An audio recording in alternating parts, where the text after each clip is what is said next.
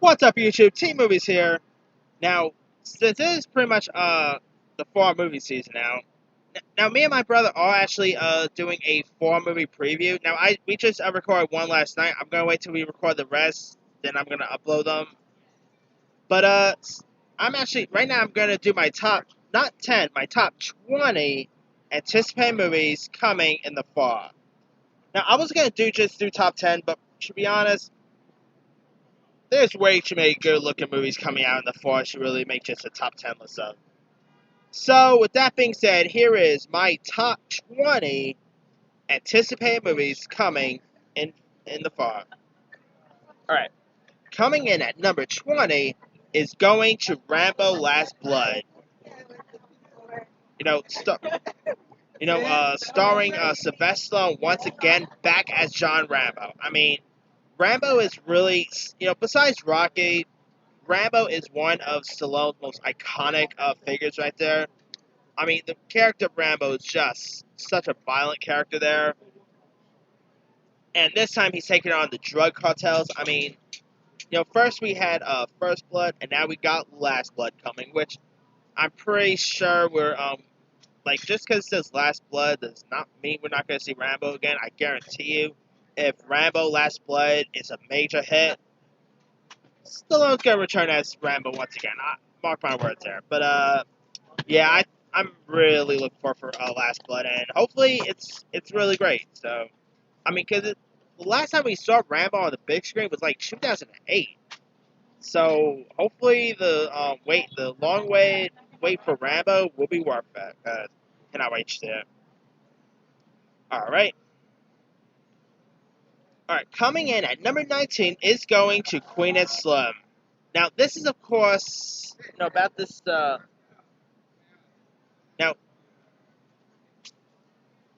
Queen and Slim is about this this black couple played by Daniel Kaluuya and Jodie Turner Smith.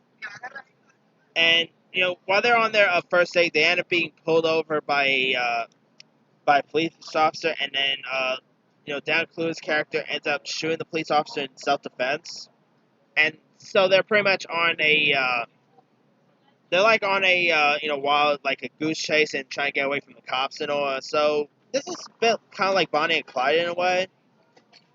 I mean, I was interested in this film at first, but after seeing, now the first trailer I thought was okay, but the last trailer that got released put my hype, like, maybe even more excited for this movie. I think it looks great. Dan Kaluuya, of course, coming off of Get Out and Black Panther fame. This guy is literally become one of my favorite actors right now. I think he's just so darn great in almost everything he's been in.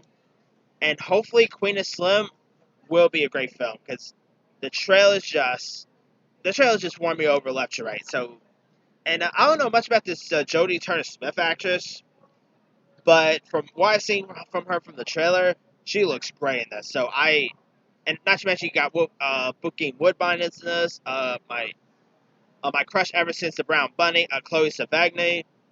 No obvious reasons, by the way.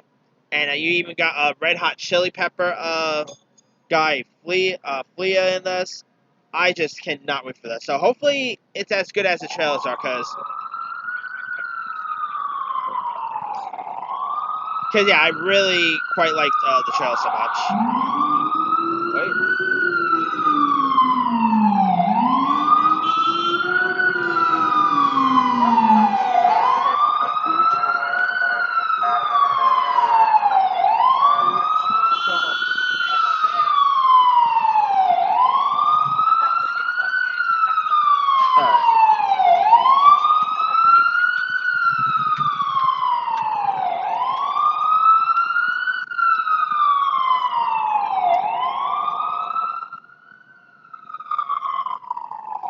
Sorry about that, guys. Anyway, now my number 18 anticipated film of the fall. Alright, my number 18 favorite anticipated movie of the fall might be unpopular to say because lots of people did not like the trailer, but like I said, the trailer wasn't all bad. Number 18 is going to be the musical film Cats. Now, Cats is of course based on the on the long-running Broadway show, and like I'm not gonna lie, the cats do look a little creepy. I mean, they're not CGI like a Lion King is. They're mainly or in cat costumes, performing like how they did on the Broadway show. And you got an interesting cast here too. You got the likes of Taylor Swift, James Corden, Jennifer Hudson, uh, Sir Ian McKellen, Idris Elba, Judi Dench is in this. I mean, really, really amazing group of actors that are involved with this. And I kind of quite like the song in the trailer too. And the trailer wasn't all that bad. I mean, I don't know why people are really. I mean, it's who knows if the movie's gonna be good or not. But I quite dug the trailer, and plus it's directed by Tom. Is it Hopper? Yeah, Hopper, who gave us King's Speech, which I thought was alright. Still think Social Network should win the Oscar that year, but whatever. He did a Danish Girl, which was pretty good, and he did another musical adaptation, which was Les Miserables. So we saw how good Les Miserables was. So hopefully, fingers crossed, Cats is actually good, and also hopefully it makes money because if Cats is a hit and does is a hit with critics and audience and all, and box office wise too, I tell you what, I guarantee. I mean, I won't be surprised if we get more movies based on musical plays. Like maybe we could get that Hamilton movie. Maybe we could get Book of Mormon's movie in the near future. Hopefully, Cats is a success and we can get that stuff. So anyway, all right. Coming in at number 17 is going to Frozen 2. Now there are a few anime films I'm looking for this year. Like the next few anime lineup, we got Abominable. We got the Addams Family, Shaun the Sheep, Farmageddon, which I'm actually quite looking forward for. And we also got Frozen 2. Now, the first Frozen I just thought was, I know it was kind of a surprise. You know, I'm not a Frozen fanatic as most people. I mean, I'm not a little girl or anything, but I really quite dug the first Frozen. You know, and when they announced a sequel, I was like, really? I mean, I don't know if a sequel. I don't think a sequel is necessary, but yet again, you could have said the same thing about Toy Story 2 and Toy Story 3. And they were awesome. And not to mention Part 4 too. But, I mean, it's also been a while since Frozen got released. Like, the first Frozen got released in 2013. And now, we're like 6 years since the film's release. But people still know what Frozen is and all that. So I'm pretty sure Frozen will still be a hit and all. And hopefully we'll get new trailers soon, because we're literally we're 2 months away from the film's release. So hopefully, down the line, we're probably going to get a new trailer for Frozen 2, because I still have no idea what the sequel's going to be about. Like, the trailers trailers for Frozen 2 that got released, I have no idea what's going on in the film. So hopefully we'll get more stuff of what the film's going to be about, and yeah. Anyway, coming in at number 16, we got Terminator Dark Fate.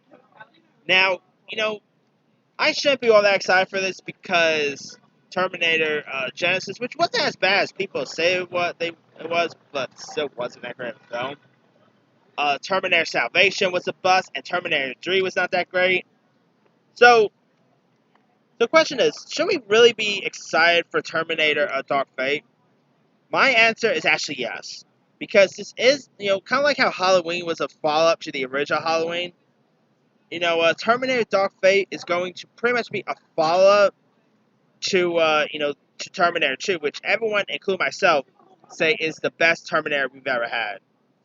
And, the trailer that got released for Terminator Dark Fate has looked really good. Like, we just got, a new trailer that just got released, and Terminator Dark Fate, I think, looks really great. Like, you got Linda Hamilton coming back, Arnold Schwarzenegger's back. There's also talks about Edward Furlong's coming back, so that's pretty cool to see. I mean, John Connor's coming back, why not? And you got some new additions here, too, like you got Mackenzie Davis. The dude played Ghost Rider on Agents of S.H.I.E.L.D., Gabriel Luna's in this. I mean, there's a lot to be really excited for. I mean, you also got James Cameron back to produce. The director is Tim Miller, who gave us Deadpool. So hopefully, Terminator: Dark Fate is as good as the trailers make it out to be, because I'm kind of really more intrigued by Dark Fate. So, all right, coming in at number 15, we got Zombieland Double Tap. Now, the first Zombieland I really quite enjoyed. It's a really fun, entertaining zombie flick, and it's been like 10 years since we've seen Zombieland on the big screen. But 10 years later, we got Double Tap. I mean, you got Woody Harrelson, Jesse Eisenberg, Emma Stone, and Abigail Breslin all back once again. I mean, it's pretty cool seeing them coming back here, and you also got some new additions like from what I heard, Dan Aykroyd might make an appearance. We also got oh yeah, Luke Wilson is in this, Tom Middleditch, Zoe Deutch, Evan Joga. So, and it's also directed by Rupert Fleischer, who of course recently gave us Venom. So, seeing him coming back to an R-rated material like Zombieland Double Tap, sign me up. I just cannot wait for this. And the trailer that, of course, got released not so long ago looked awesome. So, cannot wait for Double Tap. All right. Coming in at number 14, we got another long-awaited sequel, by the way. We got Doctor Sleep. Now, Doctor Sleep is, of course, a sequel to The Shining. You know, the classic Stanley Kubrick film that, Stephen King did not enjoy. And, of course, based on a Stephen King novel. And Doctor Sleep, like, it's been, like, decades. I think it's been about 30 years since... 30 years? No, it's been 40 years since The Shining came to the big screen. And this time around, you got Ewan McGregor coming as an adult Danny Torrance and dealing with kind of the same person demons that his father dealt with. And so you also got we're of course back at that Overlook Hotel, so there's that. You also got Rebecca Ferguson is in this, Jacob Tremblay. I mean, really cool cast members. And Doctor Sleep was originally supposed to come out in January, but they actually bumped it up to November. So hopefully Doctor Sleep is going to be a great one. So, yeah. Alright, coming in at number 13, we got Eddie Murphy making a comeback with Dolomite Is My Name. I think Dolomite Is My Name looks great. You've got Eddie Murphy as famed blaxploitation actor Rudy Ray Moore, who of course Rudy Ray Moore is an actor who's best known for the blaxploitation film Dolomite, and you got Eddie Murphy back in this, which is his first R-rated film in 20 years, and it's official. We got Dirty Eddie Murphy back. I love I've kind of already said this point, but I love some of Eddie Murphy's recent stuff like Daddy Daycare, Dr. Dolittle. See, I quite like the Haunted Mansion. I don't care what anyone says. His Haunted Mansion was actually awesome. But his best role is always going to be Dirty Eddie Murphy. And whether you talk about Eddie Murphy Raw, Delirious, or his dirty films like Beverly Hills Cop, Coming to America. I mean, this is pretty much like his Coming to America days, which, by the way, we're getting a sequel next year, so did that. But, yeah, it's pretty cool to see my boy Eddie Murphy making a major comeback. There's already talks about him coming back to stand up for Netflix.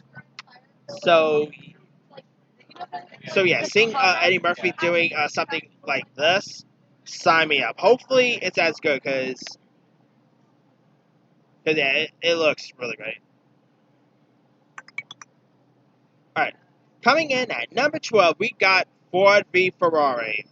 Now, this is, of course, directed by James Mango, who gave us, Logan and Walk the Line and all. And it's, of course, about the rivalry between British driver Ken Miles, played by Christian Bale, and pretty much car designer Carroll Shelby, played by Matt Damon. I mean, this is, of course, about also the makings of the Ford versus the Ford and Ferrari cars as well. I mean, this trailer actually looks great. You got James Mango making you know, making an interesting follow up to Logan, which I love Logan. And you got Christian Bale back in this. You got Matt Damon, John. You got John Bernthal in this. I mean, really interesting cast members, and it looks really cool. It looks funny. It looks entertaining. And the reviews that has been playing that at other film festivals has been outstanding. So cannot wait for Ford v Ferrari. All right. Coming in at number 11 is actually pretty much more of a Phantom event film, but I'm still really pumped for this because they are my favorite stoner duo. But my number 11 anticipated film of the four goes to Jay and Silent Bob Reboot. Directed once again by Kevin Smith, starring Jason Mewes once again back as Jay. You got Kevin Smith once again as Silent Bob. This time they're trying to stop a reboot from one of their films. Anyway, they're trying to stop a reboot from their film Blood Man Crying from getting made in on. And so they travel, of course, back to LA to stop the reboot from happening. And we got some returning cast members. Like, we got Jason Lee coming back. We got, who else? Oh, yeah, we got Ben Affleck is returning. I don't remember who else is returning. Oh, yeah, Shannon Elizabeth is back. Along with some new additions, like we got, Method Man and Redman in this. We also got Chris Hemsworth here, Kevin Smith's real-life daughter, Harley Quinn Smith, Justin Long, Craig Robinson. Some really great cast members are featured in this, and I just cannot wait for Jay and Silent Bob Reboot. I mean, I already got my ticket for it, so definitely going to be seeing this that night. All right. Now, coming to 10 and 1, number 10 is going to be Honey Boy. This is, of course, the autobiography of Shia LaBeouf's life. And it stars Noah. Noah Jupe. I almost said Noah Schnapp. The kid from Strange Things. But it stars this young actor named Noah Jupe as pretty much pretty much not really playing Shia LaBeouf or anything, but he's kind of playing like a pretty much like this young kid who, of course, grows up to become he becomes like a child star at first, but then of course he grows up and become a young man, and you know how child stars is when they go from being a child to a teenager, their life gets a little messed up once in a while, and that, of course, the older version is played by Lucas Hedges. Shia LaBeouf is actually playing like a version of his own father. You also got Micah Monroe is in this. I mean, I think Honey Boy looks fantastic. I really quite like the trailer that got released. Shia LaBeouf, I mean, he looks unrecognizable here. I mean, I've been saying it lately. So that's like why you're qualified. Despite how much of a nut Shia LaBeouf is, the guy's actually a really solid actor, and hopefully Honey Boy will prove of how great of an actor that guy could be. I mean, I've seen what he is in other stuff. Like he's been having a really cool couple of years. Like, he was just in the Peanut Butter Falcon, American Honey. He was great in. Shia LaBeouf is just a man, so cannot wait to see how great Shia LaBeouf is in this.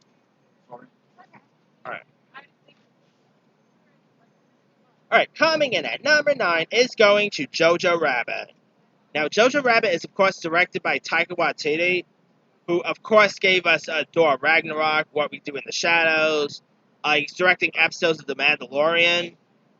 And, of course, he's a Korg in Thor Ragnarok as well, so there's that, too. And Jojo Rabbit has an interesting premise that's going to offend a lot of people. Now, Jojo Rabbit is, of course, about a young boy who's living during World War II, and his, and he actually is, he doesn't really have any friends or anything, but get this, his only, okay, I'm trying not to say this out loud, because it might offend people,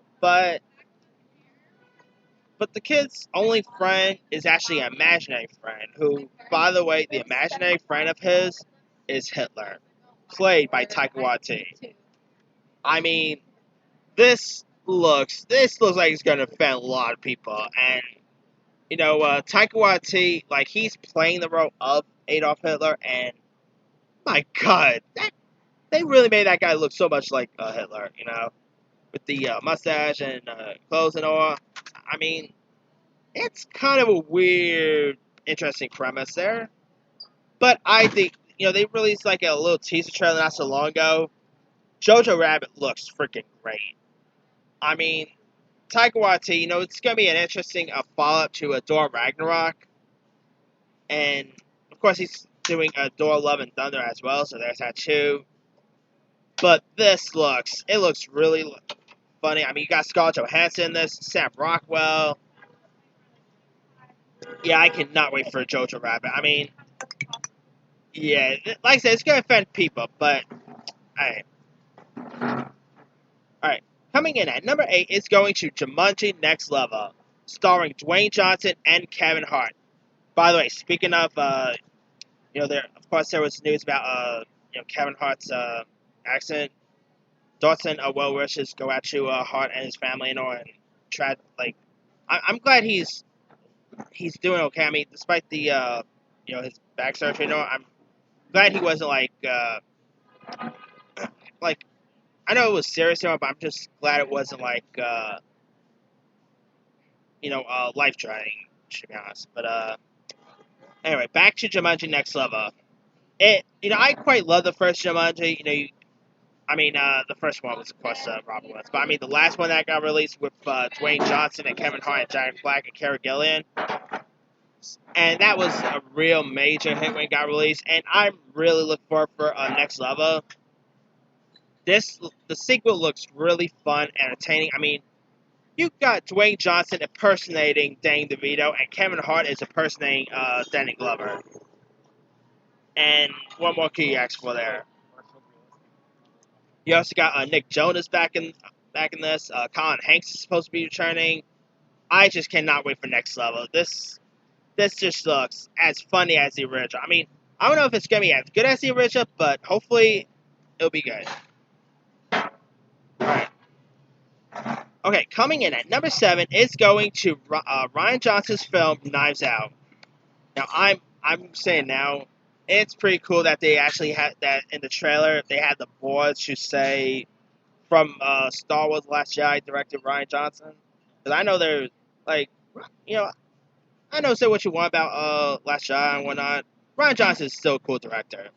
I mean, but take Last Jedi out from there. I mean, the guy of course gave us Looper, which I love Looper. It's probably one of the rare Bruce Willis movies that's actually good. He also did, I think he also did, Breck, he did Breck.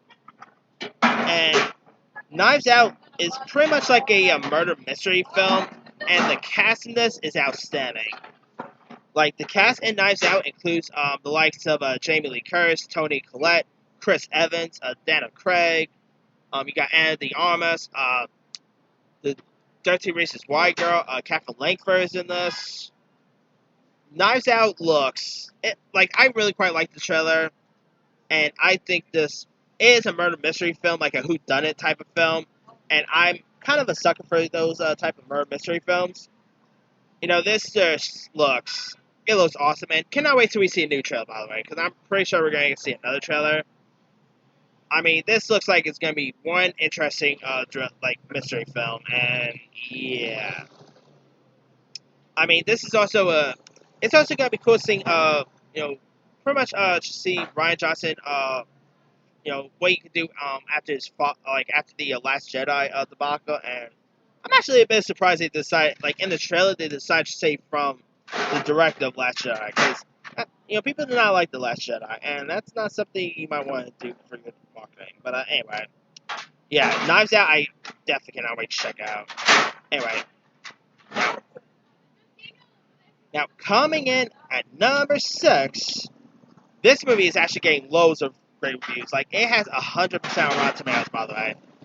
Number 6 is going to a new A24 film, Uncut Gems. Now, this film stars Adam Sandler in a very different role. and it takes place in the Diamond District of New York City, and it stars Adam Sandler as Howard Ratner, who plays a jewelry store owner and a dealer to the rich and famous, but he must find a way to pay his debts with his merchandise. When his merchandise is taken away from his top sellers and girlfriend. Like, this movie has 100%, and obviously when the movie comes out, it could easily go down once other people have seen it. But that's like the highest grade of an Adam Sandler film. Like, I think it's like the first time an Adam Sandler movie has 100% on Tomatoes. And this is a very, kind of like how Dolomite is My Name is a different Eddie Murphy film. You know, Uncut Gems, from what I've been hearing from it, it's a very different Adam Sandler flick.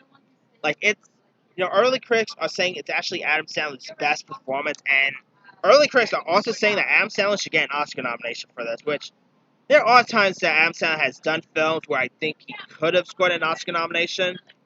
Punch Drunk Love is one of them. What's the one about, what's the 9/11 one? Oh yeah, Reign Over Me, that's another one. I think Reign Over Me, he should have got an Oscar nomination for. I know people, make fun at Adam Sandler and whatnot,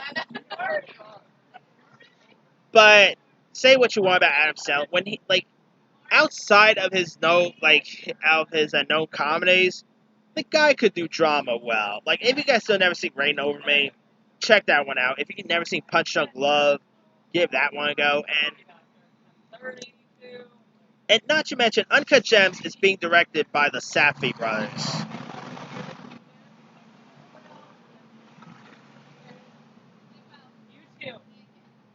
Anyway, now the Safdie brothers, of course, last directed Good Time, which starred Robert Pattinson, and that's actually the movie that I talk about, that rub in people's face, where they talk about Robert Pattinson's acting abilities.